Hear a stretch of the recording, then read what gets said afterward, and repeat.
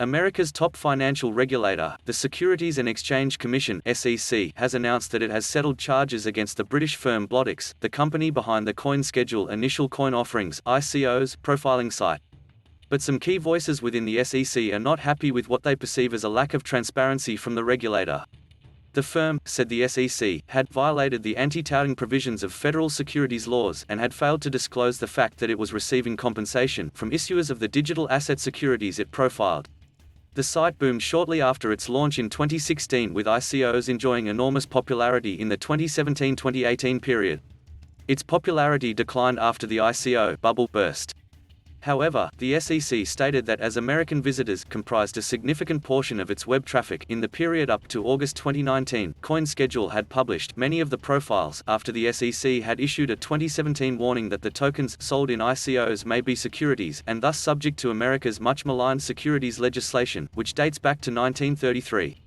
The regulator claimed that listing profiles and trust scores, which mark tokens' credibility and operational risk as factors, were not based on a proprietary algorithm, as claimed. Rather than contest the ruling, Blotics has agreed to cease and desist from committing or causing any future violations of the anti-touting provisions of the federal securities laws, and to pay $43,000 in disgorgement, plus prejudgment interest and a penalty of $154,434. But in a joint public statement, the SEC commissioners Hester, Peirce and Elad Roisman, neither of whom were involved in the probe into Coinschedule, hit out at the settlement, writing, "The commissioners took another swipe at the thorny issue of which tokens the SEC views as securities, and which class as commodities," noting, Peirce and Roisman added that a void existed whereby litigated and settled commission enforcement actions have become the go-to source of guidance.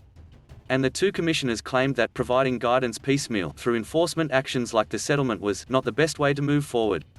If progress was the regulator's ultimate goal, they added, "we should at least be clear about which tokens we have identified to have been sold pursuant to securities offerings." Learn more. SEC Readies to settle with BitConnect Promoters, judge SEC to provide clarity on token distribution, crypto-based ETPs. Hester, Peirce SEC Commissioner worried tight regulation could thwart crypto innovation. SEC's head wants to fill in the gaps in crypto investor protection.